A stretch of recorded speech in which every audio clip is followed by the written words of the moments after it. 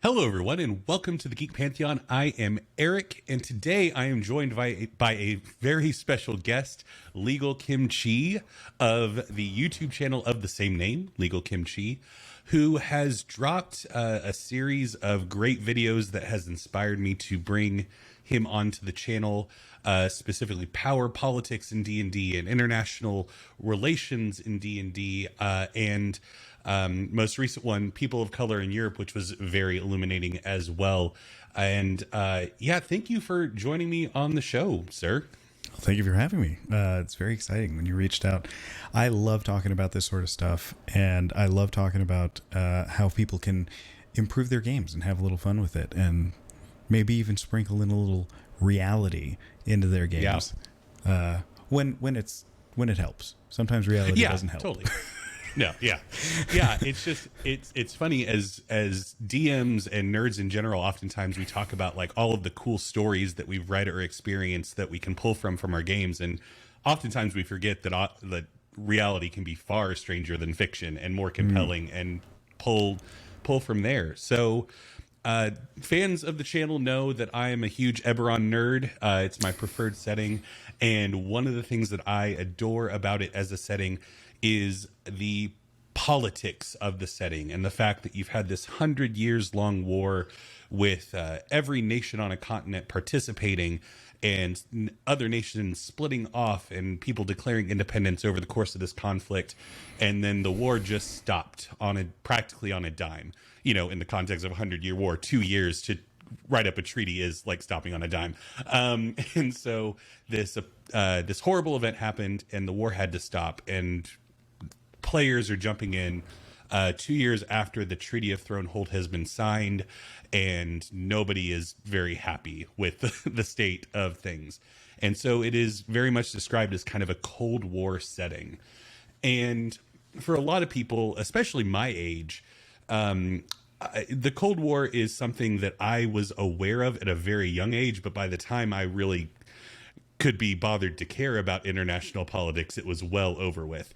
So, you know, we have this idea of what a Cold War means, but I wonder just your perspective when a dungeon master hears Cold War setting, or they want to incorporate something like a Cold War into their campaign, what, from a high level, would you say are the big touch points that they should be aware of and kind of highlight?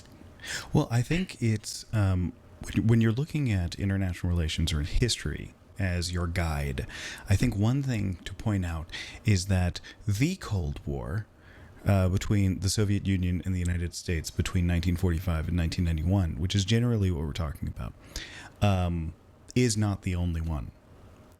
And it's not the only place to gain inspiration from. And when people realize that, it spreads out what you can do. Because using Eberron as an example, okay, you could use the period in between the two world wars as a inspiration to draw from. Because everyone at the end of the First World War, which was the war to end all wars, which was this catastrophic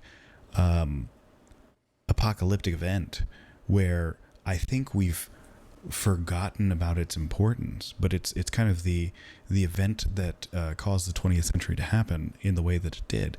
At the conclusion, on the 11th hour of the 11th day of the 11th month in 1918, everybody knew, or at least enough people knew, that another war was going to come. And it was just this dread of it coming. And that's the one thing that I love about utilizing a Cold War setting, is this underlying sense of dread that everything's going to collapse, and everyone's just waiting for what instigates it.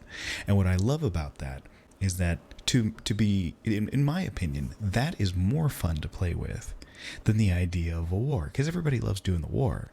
Everybody loves, like, let's do the open conflict. But then you start trying to set up a campaign during a war, and you're like, are they a part of the armies? Are they not a part of the armies? Are they participating in the battles? How do I stage a battle with the players in it and make it compelling? Yeah, mass combat rules, yeah. Exactly. You start getting into this whole other thing. Whereas when you keep it as that tension, when you keep it as that pressure, that dread that everyone knows. It's not horror.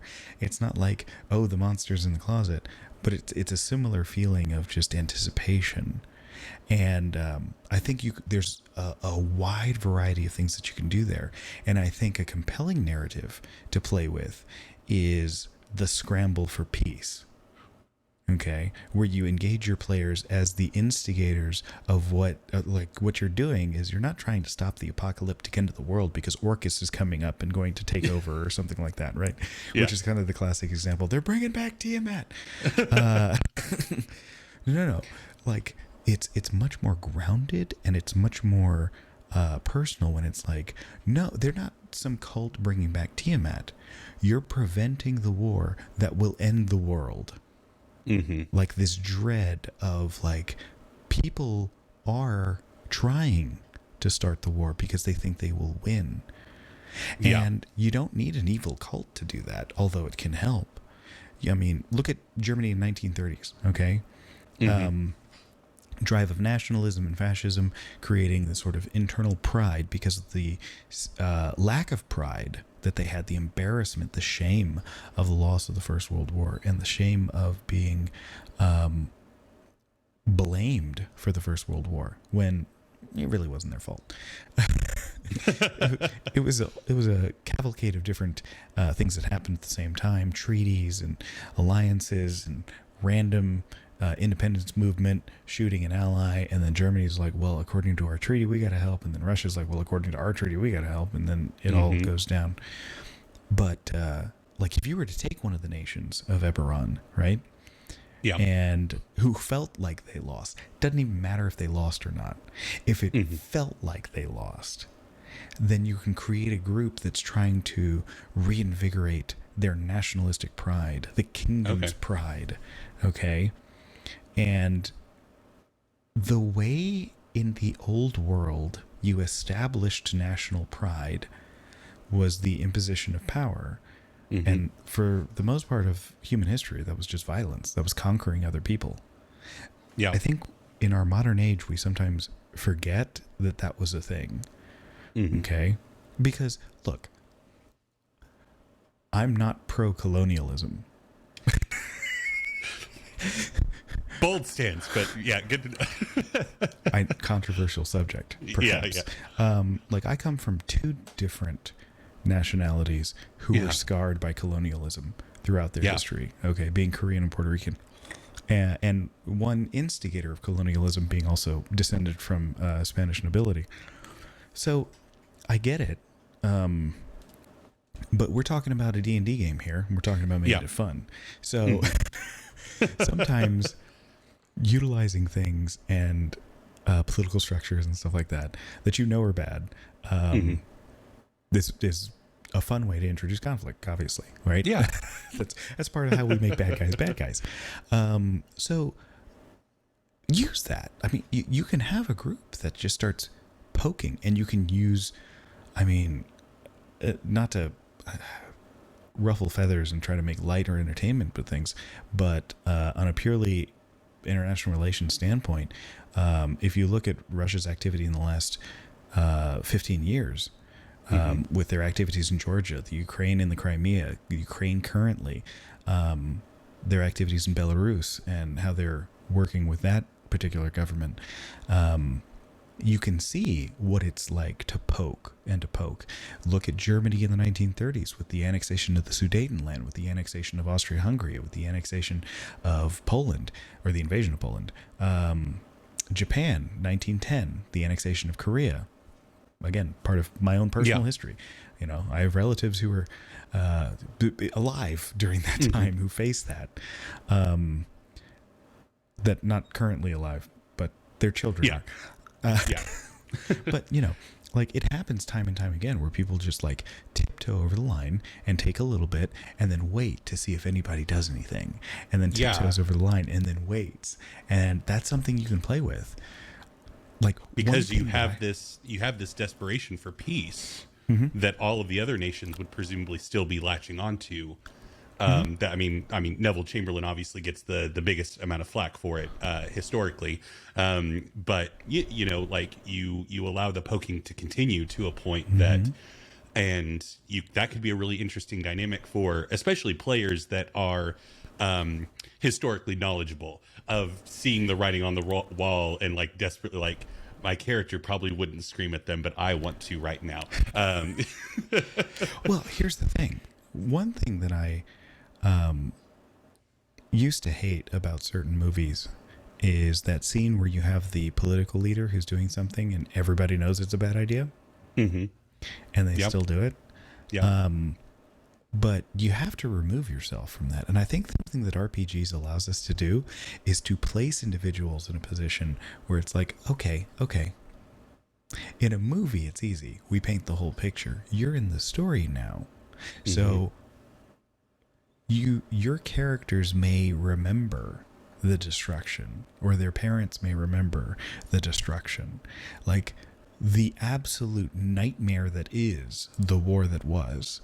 Yeah. And so when you face that and you look upon a group who's like poking, it's like, look, I get it. We don't want to lose this territory, but is this territory worth the country over there's people's lives? Yeah. Because everyone's going to fall into this quagmire and no one's going to win. It's just a question of how many are going to be dead before the end. So when people think about something like that, they think in a smaller calculation. And I think as dungeon masters and as players, we can look into the rippling effect that a war has. Because, excuse me, when Austria invaded Serbia in, 1914, I don't know if they realized that how many English people would die. Right. Yeah. Because you aren't thinking about the ripple effect, right? Yeah. Was Serbia worth the tens of millions of lives that were lost? Was Archduke Franz Ferdinand's assassination worth that many millions of people dying and the upheaval of the entire continent? Well, nobody thought of it that way. So when you think about that, you put in a character or an NPC who is thinking about that, because that's Neville Chamberlain. Yeah. Like, he gets a bad rap, and maybe he should. Okay? I'm not here to judge or say one thing or another. I'm just saying that if you grew up in that war, seeing firsthand what that war did to the continent, and then you see this person's like, he wants the Sudetenland. Well, maybe we just let it happen. Okay? Yeah. It's like, why is the United States not attacking Russia in defense of the Ukraine? Because there's a ripple effect. Yeah. More things are going to happen. So, and again, I'm not trying to make this about current events or anything like that. Yeah. It's just understanding the nuance of that. When you include the character who's trying to appease, who's desperate for peace, maybe he's the person you're trying to back. Maybe he's not the person you're trying to back. But I think that makes an interesting question for the players. And I think you have an interesting layer when you enter a D&D setting, because obviously we don't have people in our world that can live for 1,000 years. And so if you have somebody that has not only seen the last war, but the war before that and the war before that, that adds a whole new perspective on it. It's either somebody that becomes very staunchly like looking at the nuances and the ripple effect, or they just become a nihilist and it's like it's a cycle and it's going to continue happening no matter what. And those are interesting characters that to incorporate, is that person that has not only seen the last one but has seen the last 5 wars and how devastating they can be, and be very informed in that, because you're not talking about historians that are reading accounts, like they lived through all of these wars and how devastating they can all be. And I think also an interesting thing from a player character standpoint is, it's when you're out on an adventure and you're raiding a dungeon or trying to stop an orc invasion or whatever tropey thing you want to insert. If the operatives of a rival nation also show up and you're playing in a Cold War-esque setting, what then do the players do? Because if you've really informed your players, like it's a powder keg ready to blow, and sure, yeah, you might want that +3 magic sword, but like you said, are the thousands of lives that are potentially going to be lost so you can have that sword worth it? And I think that's an interesting dynamic to play with at a table.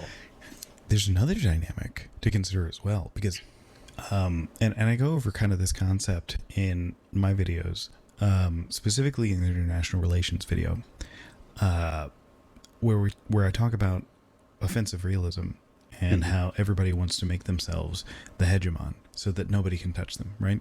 Yep.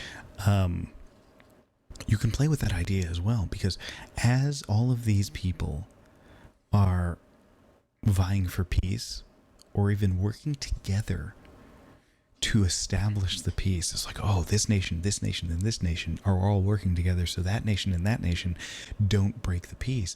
And they're all maneuvering and they all push. They're also trying to better themselves. Yeah. They're trying to take advantage of whatever advantage they can grab onto. And there can be this great moment where your players are just like, hey, that's not a part of the deal. We're trying to work together. And you could have the NPC say something along the lines of like, yeah, but we need to make sure that they don't do this as well. Today it's those guys. Yeah. Tomorrow it can be those guys. Mm-hmm. And that's an interesting dynamic, because in effect, what's the difference, right? What's the difference between these people trying to instigate a war and those people trying to instigate a war, or us trying to instigate a war? It's always the good guys, unless it's not. Like, yeah. And I go into this again. It's like the United States. It's like, why did we invade Mexico? You know, of all the things that I learned in grade school of history, it's like, well, the War for Independence was because we wanted to have no taxation without representation, and we were trying to free ourselves from the yoke of the king across the ocean, and so the American Revolution was fought to free ourselves from that. And the War of 1812, well, the British invaded, and we were trying to defend that, so we had to fight, you know. Okay, Civil War, well, pretty obvious, we were fighting to remain a union, and the abolition of slavery was on the line, and all this sort of stuff. World War I, well, we were sucked into it because our ship was destroyed during shipping routes. In World War II, well, we were attacked at Pearl Harbor. All justifiable reasons. All great. We can teach these in school. Yeah. Why did we get into the Mexican-American War? Because we wanted more land. Yeah. Yep. Like, there's no good reason for it. It was just greed and imperialism, and you know, we wanted to do it before the Mexicans did it. Mm-hmm. Because the Mexicans had established their own empire and were trying to expand it because of greed and imperialism. And we were doing the same thing. And there's no nice answer to it. So there's not even a colorful fairy tale we can tell ourselves. Yeah. And that's the thing you can play around with in a setting like Eberron, is you don't need to have good guys. Because I don't even think, like, that's not how I think. Yeah. Okay. You know, that's not how I think when I think of nation states. Like, you can have good people, but nations, I don't know. I don't think good is registering for them. You know what I mean? Yeah. So, but again, like, I get that a lot of people like straightforward good versus evil D&D games. Nothing wrong with that. Yeah. Do your thing. Enjoy yourself. I have a bit of a reputation with my players of being a really sneaky, morally ambiguous dungeon master, and every single time the group will get to a point where they're like, I don't even know who the good guys are. And when my players yell that, I'm like, I've done it. Yes. Mission accomplished. Although it's really funny. This is somewhat related to that. I had a player of mine comment to me recently that it's like, you know, when we're playing online, it's usually the bad guys are just the humans. Like just a different faction of humans. But when we're playing at the physical table, the bad guy is whatever mini you painted that week. Awesome. To which I'm like,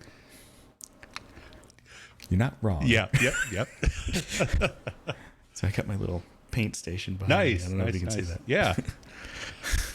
Oh, that's outstanding. Another aspect of Eberron that I wanted to pick your brain on is there's the nation of Droaam, which is a nation that is wholly comprised of the quote-unquote monstrous races. So trolls, goblins, orcs, gorgons, harpies, etc.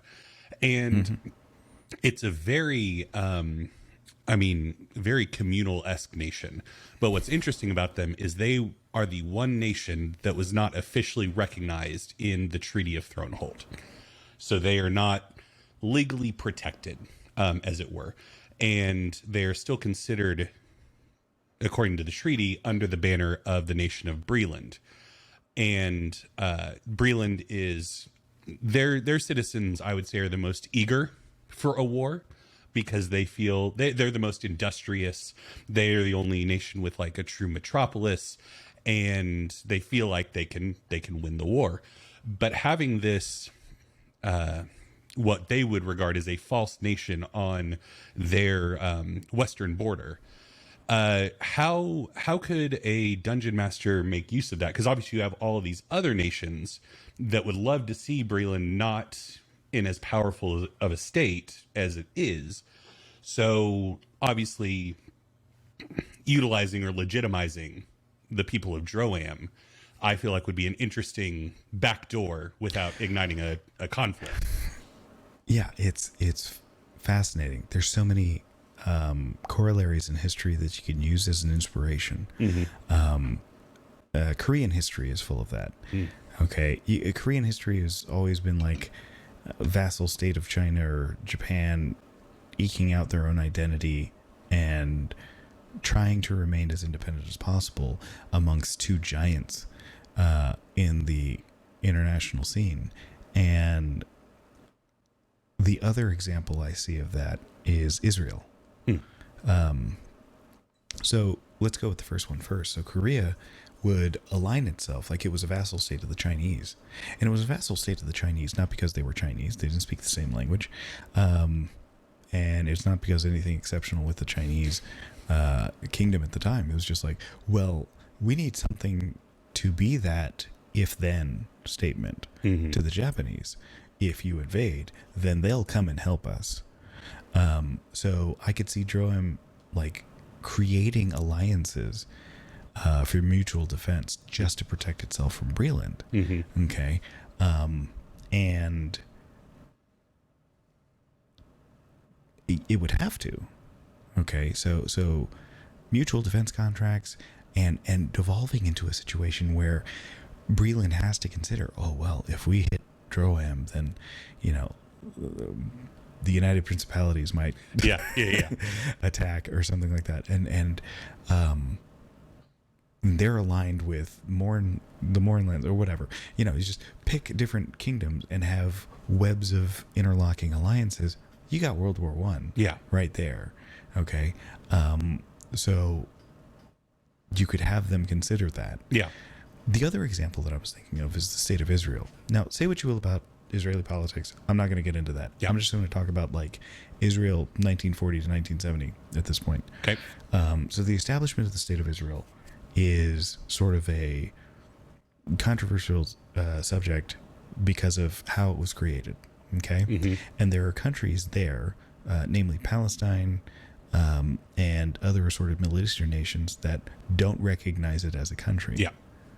Okay. So that's where I'm pulling up the corollaries here. Totally. On top of that, I mean, the Palestinians are like, hey, this is our country anyway. And they're eager to establish that. Egypt felt that it was a part of theirs. It was former Ottoman territory. So when the Ottoman Empire fell, all of these different nations that emerged from the Ottoman Empire are just like, well, this was our territory. Okay, and it is not up to some foreign power to dictate that this is no longer our territory. We should have decided that. Okay, so you can see where the relationship is. Now, that being said, the Israelis were cognizant of this and got pretty defensive. Yeah. Viciously defensive. Okay. Read anything on the 6 Days War and why it only lasted 6 days. And like it was just this unreal defense, like staggering on a purely military history standpoint, that, you know, I think it was 3 or 4 other nations invade all at the same time from different directions. And the end result after 6 days of intense fighting is that Israel gained territory. If you're ever wondering about the whole Gaza Strip and all that sort of stuff, and it's like, wait, why is this a controversial? Because that didn't used to be a part of Israel. Yeah. They conquered that in a defensive war. So you can make Droaam fight its image and also lean into its image. Okay? Yeah. Because they want to be respected and they don't want to be considered just the evil monster race, you know? Races put together, right? Yeah. They're trying to fight that bioessentialism. Yep. Anyway, another fantastic video by you on your channel. It's like I have a video on that. Yeah. But they're trying to fight this sort of like, I mean, for lack of a better term, racist view of the other nations, right? But they are like, they have to fight. They have to fight viciously. Here's an interesting point, and this is another Cold War situation from my own personal history, sort of. Yeah. I was visiting my family in Korea, and I go to this elementary school where my mother went to, you know, like her years ago. She doesn't want me to say. Anyway. So I go to this elementary school, and it has this little monument, this like monolith with writing on it. Now, my Korean is garbage. So I go up to my mother, and I'm like, okay, what does that say? And she's like, oh, that is a monument for your great-grandfather and the other members of the village who were killed. And I was like, really? Because it says like 1950? Yeah, it was something around that time. They were killed in a North Korean incursion. And I'm like, wait a minute. We are about as far away from the border to North Korea as you can get. And the war didn't start until 1951. And then she kind of has a moment where she's like, that's when the official war started. Yeah. Yeah. North and South Korea have had such a tense relationship. They're technically not they don't have a peace treaty. They're in a state of ceasefire for the past, 70 years? With the demilitarized zone in between them, the most inappropriately named region in the world. The demilitarized zone has the highest concentration of military power anywhere in the world. And there are incursions. There are still incursions that happen to this day. Like anytime I bring up the Northern Limit Line incident, people look at me like, what's that? Because they don't follow Korean politics or Korean news. The Northern Limit Line incident was a naval battle that happened between North Korean battleships and a South Korean battleship in 2002. Wow. During the World Cup. Wow. People died. Yeah. This wasn't one of those, oh, they just shot missiles at each other and nothing happened. No, this was a battle. Ships were sunk. Wow. But war was never redeclared. Hostilities didn't engage because everybody made the decision that this battle wasn't enough. The peace was more important than this incursion, than the bad judgment of a couple of military commanders on the border in the open sea. It was a dispute on whether or not they were in North Korean waters, international waters, all that sort of stuff. So that, to me, is what I would see in Droaam and Breland. Yeah. From what you're saying, is like, just because it's a Cold War doesn't mean there's not hot action that happens. Yeah. Okay. It's kind of like, technically speaking, the United States has never been at war with China. Yeah. But any historian of the Korean War will tell you there were Chinese in Korea. Like the Chinese army just invaded. Yeah. Like it's So open conflict isn't as easy to spark when you have the right leaders. Yeah. And I could see that in Droaam with like their leaders being like, we will not be the start of a global war. Yeah. We're not going to let all of them have the ammunition of saying we're monsters. We will defend our borders and we will defend them fiercely. We'll create alliances to protect ourselves, but we will not be the spark. And so they take these incursions from Breland, trying to instigate, trying to make it seem like they're the ones trying to start it, you know? So like you could play with that tenseness, and you can have players who are like, maybe they have prejudice against the monstrous races because they're monsters. You know, there's so much you can play there. That's like so fascinating of a dynamic that you could play around with. And it's interesting. Now I kind of want to do that now. Well, and it's interesting you bring up the idea of the poor judgment of a couple military leaders, because just to briefly get into the history of Droaam, it used to be warlords just with their various tribes, and, you know, they would fight each other as much as they would fight outside forces. And then 3 hags showed up, and they're the ones that kind of brought everybody under one banner. And if you weren't willing to fall into line, well, we have another warlord that's more than happy to kill you and take your place, kind of thing. And so, but they can't oversee all of them simultaneously. So absolutely having a warlord just make a bad call or just decide that they're going to do what they want to do.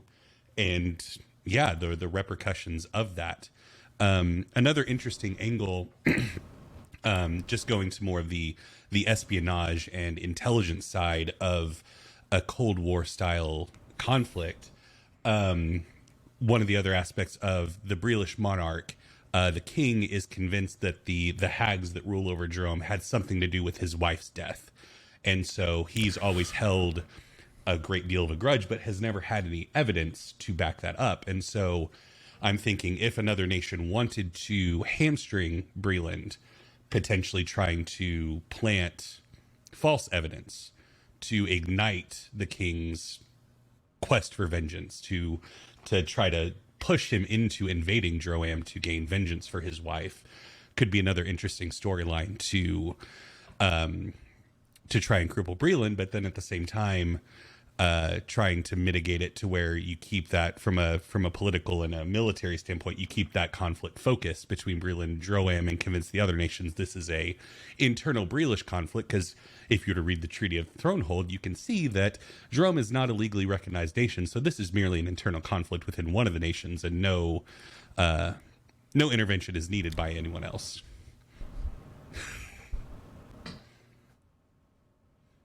I'm sorry. It's just like, again, not to bring up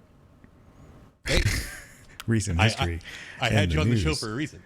But I mean, what is Russia's activity in the Crimea if not, well, these are just Russians that we want to accept back into the fold?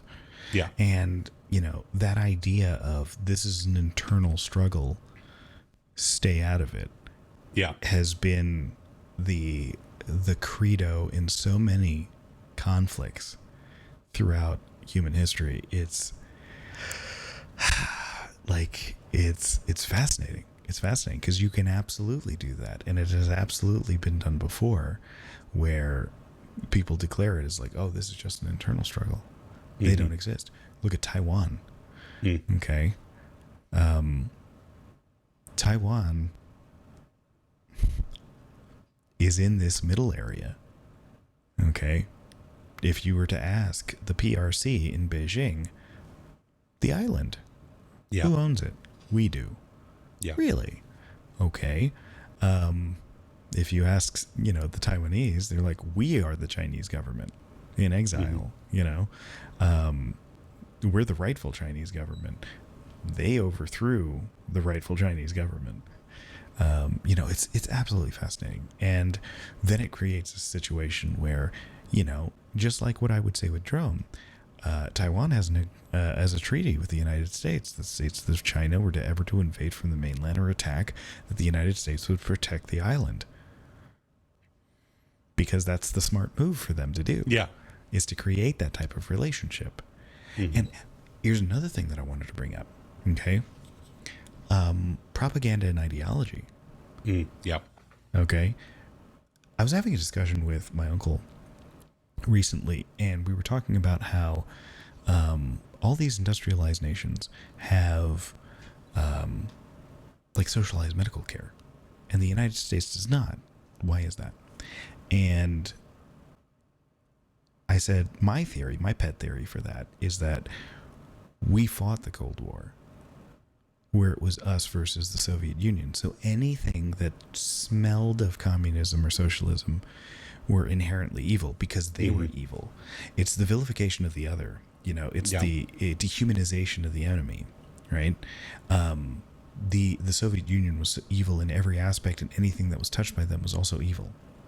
So, like in this country, it's still kind of taboo to talk about socialist ideas or policies, even if like one or two of those things might be a good idea, you know?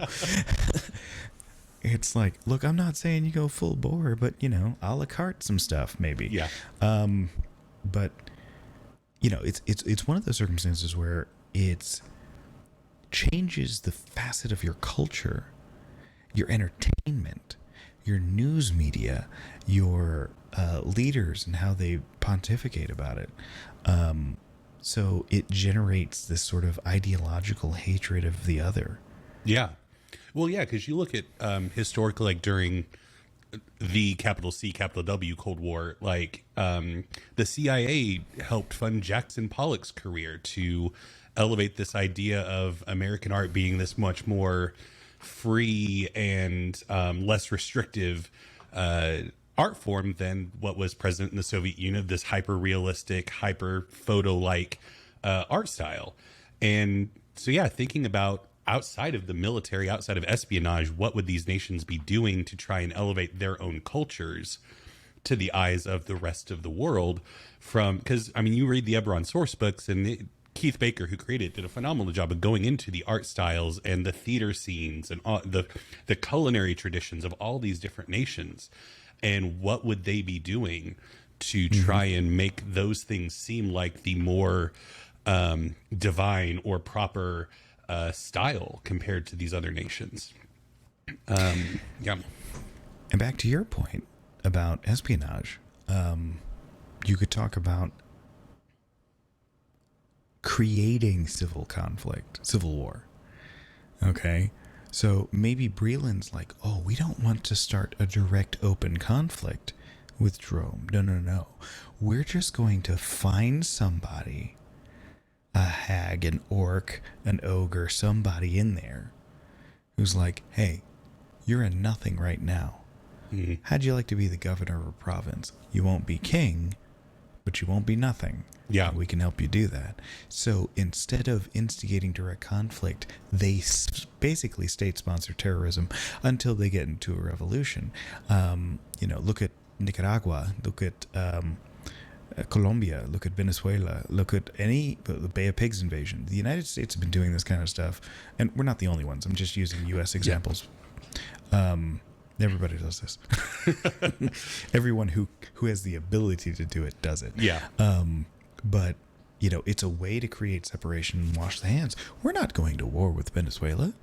Yeah. We're just supporting our allies who are trying to fight for freedom for Venezuelans. They're Venezuelans trying to fight. So you go into Droaam and you're just like, okay, let's see if we can support a puppet government who will revolt against the hags and establish themselves.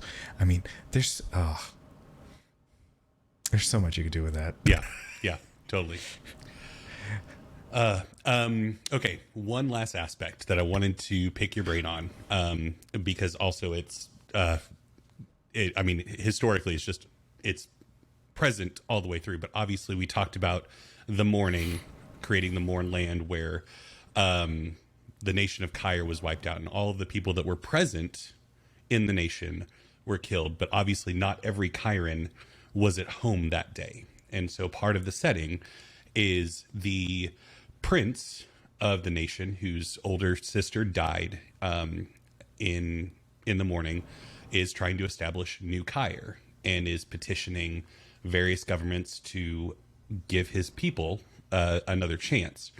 and you read through the source material, and Breland has the most land, just geographically, and they shared a border with Caire, so naturally it's, hey, just give us this section of land.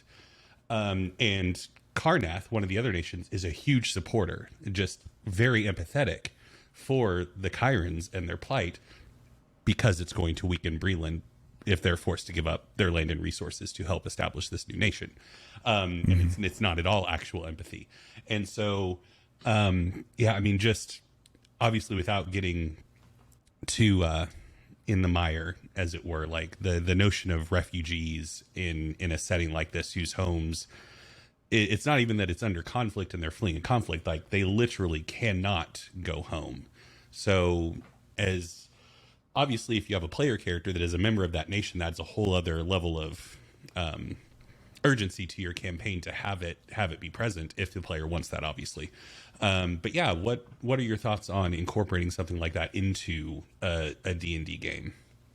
Oh, wow. That's fascinating. I mean, you have hints of Israel again with the establishment of the state of Israel. Similar, creating conflict from that. You have like the establishment of the nation of Liberia, which, how many people know about the history of the establishment of the nation of Liberia? Yeah. It was basically a state created by the U.S. government to send free slaves because they didn't think that basically these people were people. They didn't think slavery was right, but they didn't also think that these people were, quote, worthy of being Americans. Abraham Lincoln, for a large portion of his political career, was an abolitionist, but he didn't think that we should make African Americans into full citizens. He was a part of the establishment, or the movement to establish Liberia. So you have sort of whiffs of those things coming up.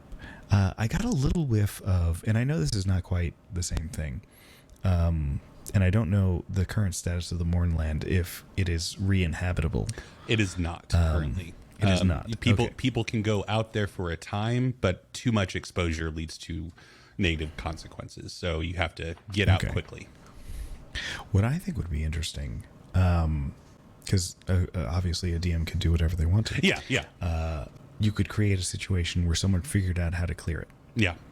And so the Cairans are going back home, and there's still like a secession issue. Okay. And then you can have a friendly nation wanting to help them. And then it turns into England and Scotland. Yeah. Because it's basically what happened there, where Scotland had a secession issue, or a succession issue, I should say. And so Scotland has a succession issue, asked for the assistance of the English crown, and was subjugated by the English crown because why not? It's opportunistic. Yeah. So I could see New Chiron being folks wanting to carve out land. I could see someone setting up something reminiscent of the American reservation system. I could see someone setting up something similar to the German ghetto system. Yep. I could see someone setting up. These are not good things, by the way. I'm just saying. Yeah. I'm not advocating for these things. I'm just saying for the internal conflict in the game. Yeah. I could see people stating that those without a country have no rights. I could see a push for them being persecuted where they are. You can look at like anti-Semitic sentiments, where these people would be considered outsiders wherever they go, would be subject to persecution, and are desperately looking for an establishment of their own homeland. Yeah. I mean, the parallels are obvious. Yeah. And there's so much you can do for that. You could have an entire campaign set up with trying to have them establish it and what it would take to do that. Yeah. There's a lot of fascinating storytelling you can do there. Yeah. Well, and you talking about somebody figuring out how to clear the Mournland, it is inhabitable by one race, because another aspect of Eberron are the Warforged, who were constructs created during the war that actually, like, they're not constructs in the sense of robots. Like, they actually have a soul, as it were. They are no different from any other race. And they are able to live out there, and you have this.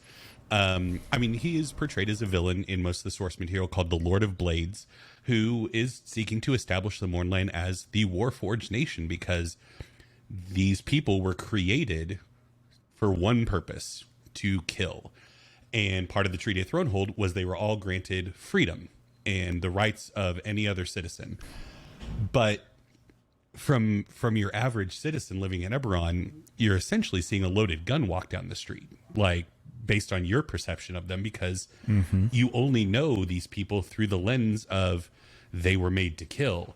And so that is another fascinating wrinkle of the Eberron setting. And if somebody were to clear the Mornland, the Chiron's attempt to go home, and oh no, there's a whole lot of Warforged that now have claimed this land. Like, you didn't want it anymore. Nobody wanted it. So we're here now. And they don't want to leave. Like, that creates the you clear the Mornland after the establishment of the Warforged nation. Conflict right there. Yeah. Like, ready-made, easy bake oven conflict. Yeah, totally. Oh, man, I wish we had so much more time to discuss, but I think that is a great place to call it. Thank you so much for coming on and discussing all of this. This has been illuminating for me, and I hope for everyone else. And I hope you had a good time too.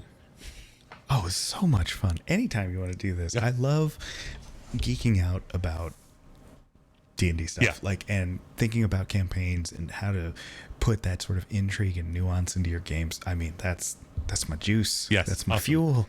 Awesome. Well, then we will definitely need to do this again sometime. But Legal Kimchi, tell the people where they can find you if they want to continue consuming your content. Well, pretty easy. I am Legal Kimchi on all the things. You can find me at youtube.com/legalkimchi. I make video essays with regards to tabletop adjacent subjects, and general geek subjects sometimes. I love deep diving into things. You're not gonna get character class builds or something like that from me. There's a ton of great channels that you can get all that from. Go to them. What I like to do is to kind of like peer into it from a philosophical, psychological, sort of an in-depth analysis that I think it's high time that our hobby got. I mean, you can find a dime a dozen video game analysts who are doing the same thing for video games. Our hobby's older. We should be doing this already. So I agree. So if you like thinking too much about RPGs, check out my channel, youtube.com/legalkimchi. You can find me on Twitter at legalkimchi. Basically any social media. You can find my Instagram if you want to see my minis that I paint. Hey, I mean, gonna find more minis there than they will here. So that. Oh my goodness, I love minis so much. I have tried to get into painting minis like 12 times, and it's just it's such a zen thing. And it's like 3 hours later, I'm like, oh no, where has the night gone? Which is like wonderful, but it's so calming. Well, thank you so much for hanging out. Links to everything that he said down below: YouTube, Twitter. I'll put all the links down there. So definitely go check out Legal Kimchi. I recently found your channel via Twitter. Some people were talking up your channel, and I checked it out, and I have been nothing but impressed with every single one of your videos I've watched. So highly recommend it. Thank you. Yeah. Thank you. Appreciate it. Okay. Well, thank you for hanging out, and I guess I will see all of you next time, and we'll have Legal Kimchi on again soon. All right. Bye.